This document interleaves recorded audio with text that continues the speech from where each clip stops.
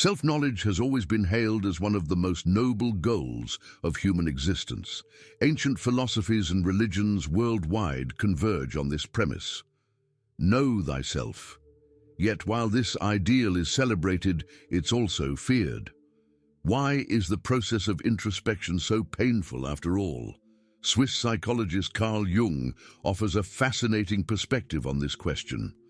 He teaches us that the journey toward self-knowledge confronts us with uncomfortable truths, hidden shadows, and old wounds we'd rather ignore.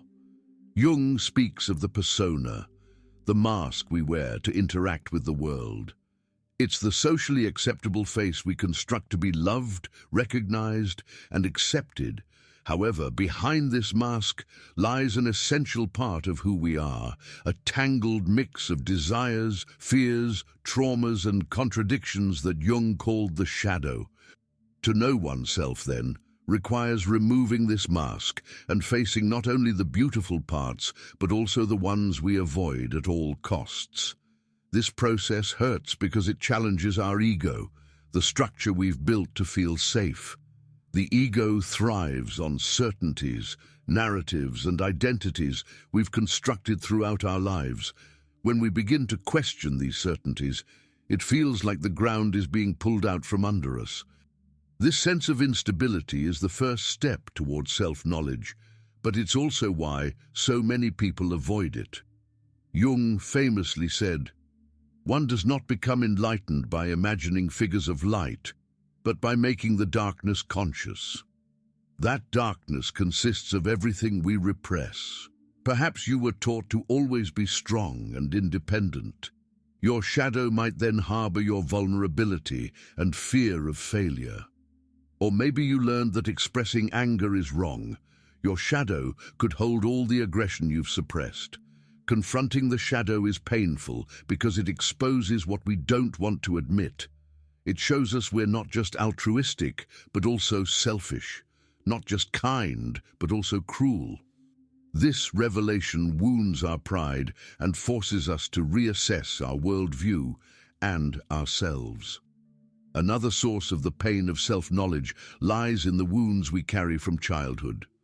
These experiences, often forgotten or ignored, shape how we see the world. Jung believed that the unconscious is like an infinite archive, storing memories and feelings we couldn't process. When we dive into self-discovery, these archives resurface, bringing with them memories and emotions that can be hard to bear. However, Jung also taught that these wounds are portals to transformation. By facing them, we not only heal, but also discover an inner strength we never imagined we possessed. Pain, in this context, becomes a catalyst for growth. Why do we resist this process so much? Because change hurts. It's easier to cling to comfortable illusions than to confront reality. Many prefer to believe they already know who they are because it gives them a sense of control. Self-knowledge, on the other hand, demands surrender. It requires accepting that we are works in progress, with pieces we don't always understand or like. Jung warns that avoiding this journey makes us prisoners of ourselves. The shadow doesn't simply disappear because we ignore it. On the contrary, it gains power, influencing our behaviors and decisions unconsciously.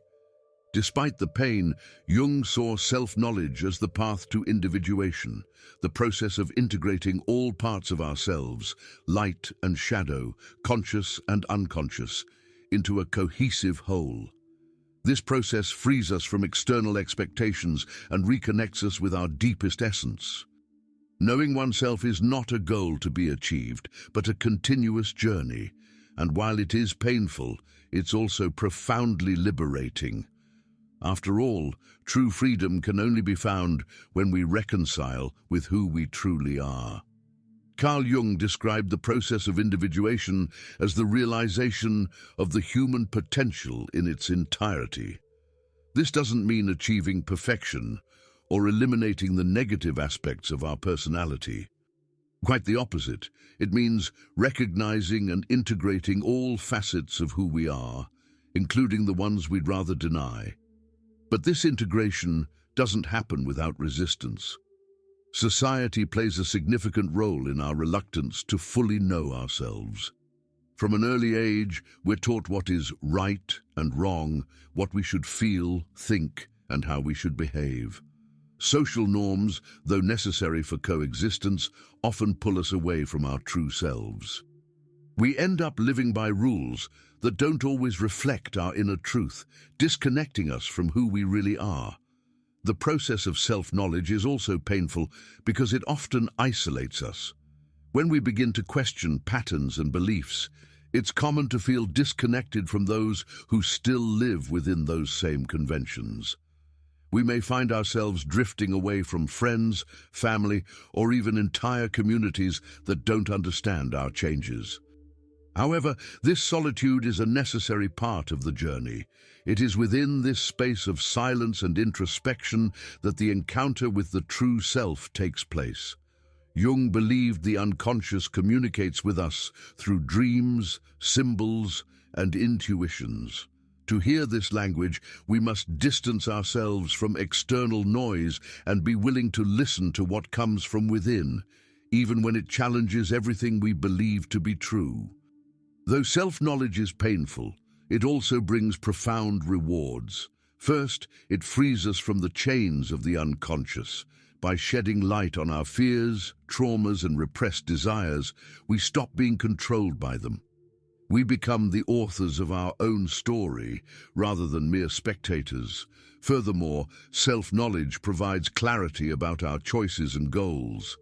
Often, we live according to external expectations, chasing goals that aren't even ours. When we truly know ourselves, we can identify what genuinely brings us joy and purpose. This clarity allows us to align our actions with our deepest values and desires. Finally, self-knowledge helps us develop empathy and compassion.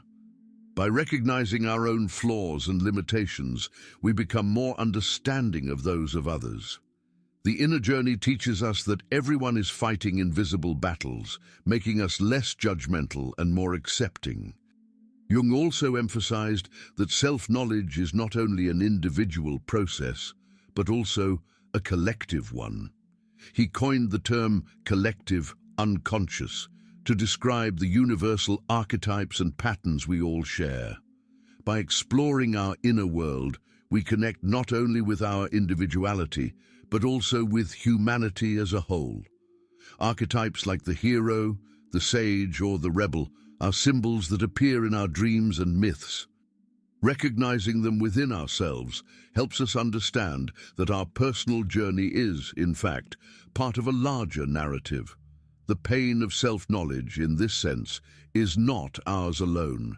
It reflects the universal struggle to grasp the mystery of existence.